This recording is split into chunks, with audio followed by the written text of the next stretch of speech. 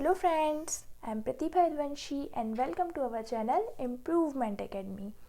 Friends, geography की class में हम लोग जो पढ़ रहे हैं भारत की नदियों वाला टॉपिक, ठीक है, तो उसका आज हम लोग पढ़ने वाले हैं पार्ट 3। देखिए फ्रेंड्स, थोड़ा सा पहले हम लोग डिस्कस कर लेते हैं कि हम लोग क्या पढ़ रहे हैं। हम लोग जो भारत की नदियाँ पढ़ रहे हैं उसमें हम लोग 2 अपवाह तंत्र पढ़ने वाले हैं, ठीक है। एक हिमालयी अपवाह तंत्र और एक प्रायद्वीपीय अपवाह तंत्र। तो हिमालयी अपवाह तंत्र के 2 टॉपिक हम लोगों के कंप्लीट हो चुके हैं फर्स्ट और सेकंड क्लास में। फर्स्ट क्या था, सिंधु नदी तंत्र, और सेकंड गंगा नदी तंत्र, ठीक है। और हिमालयी अपवाह तंत्र का ही तीसरा पार्ट जो है आज हम लोग पढ़ने वाले हैं वो है ब्रह्मपुत्र नदी तंत्र, ठीक है। और फिर जो प्रायद्वीपीय नदी तंत्र है उसको हम लोग नेक्स्ट क्लास में पढ़ेंगे। तो चलिए आज हम लोग देखते हैं ब्रह्मपुत्र नदी तंत्र के बारे में। ये है ब्रह्मपुत्र नदी तंत्र। तो ब्रह्मपुत्र नदी तंत्र में हम लोग क्या पढ़ने वाले हैं, इसकी जो मुख्य नदी है वो कौन सी है, ब्रह्मपुत्र नदी है, ठीक है। अब इस ब्रह्मपुत्र नदी के बारे में हम लोग फुल डिटेल पढ़ेंगे और इसकी कितनी सहायक नदियां हैं और वो सब कहाँ से निकलती हैं, ये सारी चीज़ें आज हम लोग पढ़ने वाले हैं। तो चलिए फ्रेंड्स, हम लोग स्टार्ट करते हैं अपनी क्लास। तो फ्रेंड्स, हम लोग देखते हैं कि ब्रह्मपुत्र नदी जो है वो कहाँ से निकलती है। सबसे पहले ये देख लेते हैं। तो देखिए, जो ये आपको ये जो ब्लू कलर से बनी हुई ये दिख रही है ना, ये वाली, ये बड़ी सी जो है ये है ब्रह्मपुत्र नदी। तो ब्रह्मपुत्र नदी जो है वो कैलाश पर्वत श्रेणी में मानसरोवर झील के निकट स्थित चेमा युंग डुंग, ठीक है, एक हिमानी का नाम है चेमा युंग डुंग, हिमानी से निकलती है, ठीक है। अब अगर इसको शॉर्ट में आप इसको मानसरोवर झील भी याद रख सकते हैं, लेकिन फुल डिटेल जितना याद रखें उतना ही हम लोग हमारे लिए तो अच्छा ही है, ठीक है। देखते हैं, कैलाश पर्वत श्रेणी में मानसरोवर झील के निकट स्थित चेमा युंग डुंग, ये हिमानी का नाम है चेमा युंग डुंग, यहाँ से ये निकलती है, ठीक है। अब तिब्बत में फ्रेंड्स इसको क्या कहा जाता है, सांगपो कहा जाता है। जो है जो इधर जब वो आती है, जब तक बंगाल की खाड़ी में गिरती है तब तक के इसका अलग अलग जगह में अलग अलग नामकरण होता है, वो हम सारी चीज़ें अभी पढ़ेंगे। तो तिब्बत में यहाँ से ये निकलती है, तो तिब्बत में इसको क्या कहा जाता है फ्रेंड्स, सांगपो कहा जाता है, ठीक है। क्या कहा जाता है, सांगपो। और फ्रेंड्स, साथ ही सांगपो के साथ ही इसको तिब्बत में जो है यरलुंग जंगबो नदी भी कहा जाता है। क्या कहा जाता है, यरलुंग जंगवो, ठीक है। यरलुंग जंगवो नदी भी इसको कहा जाता है। मतलब तिब्बत में इसको 2 नाम से जाना जाता है, एक हो गया सांगपो और एक हो गया यरलुंग जंगवो नदी, ठीक है। अब इसके बाद में देखते हैं ये तिब्बत से कहाँ पहुँचती है। देखिए, ये तिब्बत के मैदानी भागों में बहती है, ठीक है, और पूर्व की दिशा में जाते हुए, तिब्बत के पूर्वी भाग में जाते हुए ये देखिए ये अरुणाचल प्रदेश से भारत में एंटर होती है, ठीक है। ये आई यहाँ से, अरुणाचल प्रदेश है ये हमारा यहाँ पे। तो अरुणाचल प्रदेश से ये एंटर होती, तो अरुणाचल प्रदेश में से क्या कहा जाता है, दिहांग कहा जाता है। क्या कहा जाता है फ्रेंड्स, दिहांग, ठीक है। इस वर्ड को आप अच्छे से याद रखिएगा क्योंकि इससे रिलेटेड एक नदी भी आने वाली है, उसमें कन्फ्यूजन हो सकता है। तो इसे क्या कहते हैं अरुणाचल प्रदेश में, दिहांग कहते हैं, ठीक है, दिहांग। इसके बाद में अरुणाचल प्रदेश के बाद में ये असम से होती हुई, ये असम और जो बांग्लादेश की सीमा लगती है ना, उस क्षेत्र से बांग्लादेश में प्रवेश कर जाती है। तो असम में से क्या कहा जाता है, ब्रह्मपुत्र कहा जाता है, ठीक है, असम में से ब्रह्मपुत्र कहा जाता है।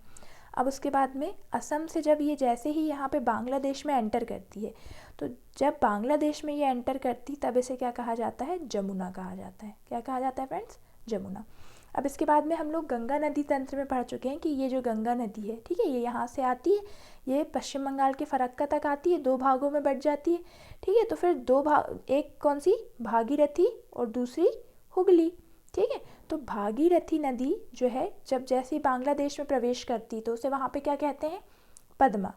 यानी कि ये जो पद्मा नदी जब ब्रह्मपुत्र में आके मिलती है उसके बाद में जो संयुक्त धारा बन के बहती है तो उसे क्या कहा जाता है, मेघना कहा जाता है, ठीक है फ्रेंड्स। देखिए यहाँ पे 4 से 5 नामकरण हो चुके हैं, एक बार फिर से समझ लीजिए, कंफ्यूज होने की ज़रूरत नहीं है। देखिए, तिब्बत से जैसे ही निकली तो तिब्बत में से 2 नाम से जाना जाता है, किसे, ब्रह्मपुत्र को, ठीक है, 2 नामों से जाना जाता है, एक तो सांगपो और दूसरी यरलुंग जंगवो, ठीक है। इसके बाद में जैसे ही ये भारत में एंटर करती है, भारत में किस राज्य में एंटर करती है सबसे पहले? अरुणाचल प्रदेश में। तो अरुणाचल प्रदेश में इसे जाना जाता है दिहांग के नाम से। किस नाम से जाना जाता है? दिहांग। उसके बाद में ये आती है यहाँ असम में। तो असम में इसे जाना जाता है ब्रह्मपुत्र के नाम से। किस नाम से जाना जाता है फ्रेंड्स? ब्रह्मपुत्र के नाम से। देन जब असम के बाद ये जैसे ही बांग्लादेश में एंटर करती है, तो यहाँ पे इसमें भागीरथी या पद्मा नदी जो है, ये गंगा नदी जो है इसको कह सकते हैं आप, इसके मिलने से पहले तक इसे किस नाम से जाना जाता है? जमुना के नाम से। फिर गंगा नदी की जो धारा है पद्मा नदी, ठीक है, पद्मा नदी जो है गंगा नदी का ही नाम है, जैसे ही ब्रह्मपुत्र में मिल जाती है उसके बाद संयुक्त रूप से जो आगे बहती है तो उसे क्या कहते हैं? मेघना नदी। ठीक है फ्रेंड्स, आई होप ये आप लोगों को क्लियर हो गया होगा। अब इसके बाद में हम लोग ये देख लेते हैं कि ये आके कहाँ जाती है? बंगाल की खाड़ी में। अब इसमें सबसे इम्पॉर्टेंट चीज़ ये है कि इसकी सहायक नदियाँ कौन कौन सी हैं, ठीक है। तो इसकी सहायक नदियाँ फ्रेंड्स एग्ज़ाम में बहुत ज़्यादा पूछा जाता है, आप इसको बहुत अच्छे से याद रखिएगा। तो देखिए फ्रेंड्स, आजकल क्वेश्चन जो है थोड़े एडवांस हो गए हैं। क्या पूछा जाता है कि सहायक नदियों के साथ साथ ये क्वेश्चन भी पूछा जाता है कि कौन सी नदी मुख्य नदी जो है, जैसे ब्रह्मपुत्र के बारे में बात करें अगर हम, तो ब्रह्मपुत्र के बाएं तट में आके कौन सी नदी मिलती है और दाएं तट में आके कौन सी नदी मिलती है, ठीक है। तो ये मैंने दोनों अलग अलग लिखे हुए हैं, आप इसको ऐसे ही याद कीजिएगा। देखिए, जो बाएं तट में आके जो सहायक नदी मिलती है ब्रह्मपुत्र में, वो है लोहित, बराक और दिबांग, ठीक है। लोहित, बराक और दिबांग। मैंने कहा था ना आप लोगों को कि दिबांग अभी आएगा नाम, कन्फ्यूजन हो जाएगा। ये दिहांग है, ठीक है। अरुणाचल प्रदेश में ये क्या है? दिहांग। और ये दिबांग नदी का नाम है ये, ठीक है। और ये भी नदी का नाम है, इसे अरुणाचल प्रदेश में ब्रह्मपुत्र को कहा जाता है। और ये दिबांग जो है वो इसकी सहायक नदी है, ठीक है। ये बाएं तट में आके मिलती हैं ये तीन नदियाँ। इसके बाद में जो दाएं तट में आके नदी मिलती है, ब्रह्मपुत्र के दाएं वाले हिस्से में आके जो मिलती है वो नदी है तीस्ता नदी, ठीक है, सुबनसिरी नदी, कमेंग नदी, मानस नदी और कपिली नदी। कौन कौन सी फ्रेंड्स?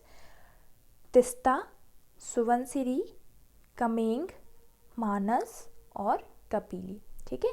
ये नदियाँ जो हैं वो दाएं तट पे आके मिलती हैं। अब देख लेते हैं इसकी कुछ सहायक नदियाँ जो हैं। देखिए, यहाँ पे जो है ये जो दिख रही है ना आप लोगों को बराक, बराक भी जो है ये जो बाएं तट में आके मिलती है, ठीक है। उसके बारे में देख लेते हैं। ये जो बराक नदी, ये ग्रीन कलर से जो दिख रही है ना आप लोगों को, ये वाली है बराक नदी, ठीक है। तो ये बराक नदी जो है ना फ्रेंड्स, यहाँ पे कौन सा स्टेट आता है हमारा? यहाँ पे जो है मणिपुर आता है, ठीक है। तो मणिपुर से निकलती है बराक नदी। कहाँ से निकलती है? ये देखिए यहाँ पे लिखा हुआ है अभी, ये मणिपुर से निकलती है। और मणिपुर से निकलने के बाद में ये मिज़ोरम होते हुए यहाँ पे बांग्लादेश में आके ब्रह्मपुत्र नदी से मिल जाती है, ठीक है।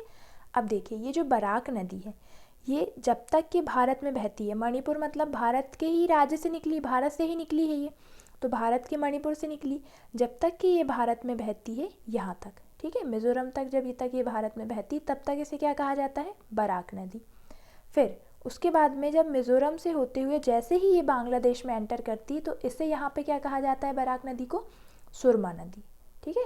तो सुरमा नदी जो है वो बराक नदी का ही नाम है, बांग्लादेश में उसे सुरमा नदी के नाम से जाना जाता है, ठीक है फ्रेंड्स। अब इसके बाद में देखते हैं तीस्ता नदी जो है।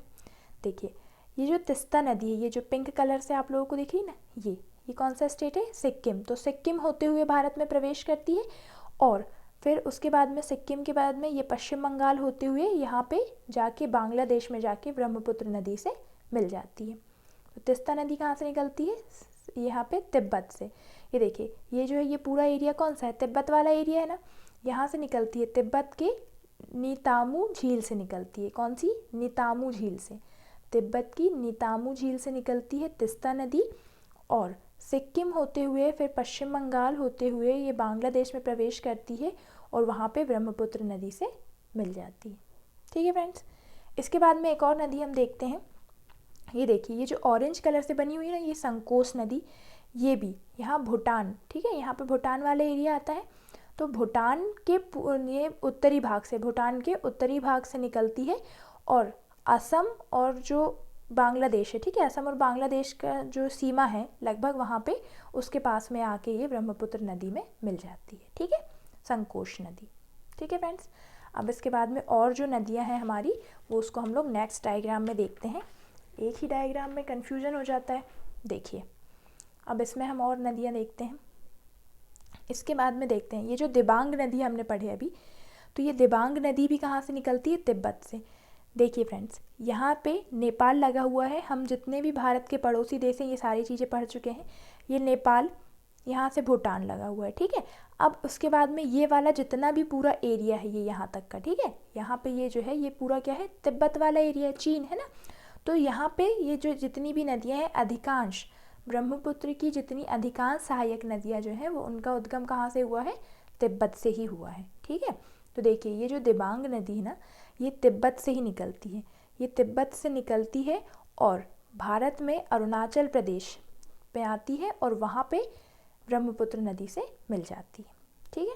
देखिए दिबांग नदी जो है तिब्बत से निकली, यहाँ पे मैं लिख देती हूँ तिब्बत, ठीक है।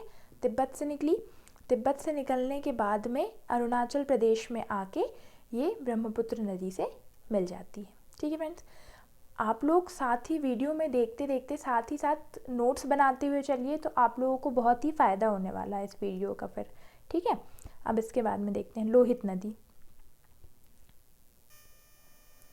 तो ये जो लोहित नदी है इसे किस नाम से भी जाना जाता है? खूनी नदी भी कहते हैं इसको, ठीक है। लोहित नदी, लहू यानी खून होता है ना, तो लहू लोहित उससे याद कर लीजिएगा, इसको खूनी नदी के नाम से भी जाना जाता है।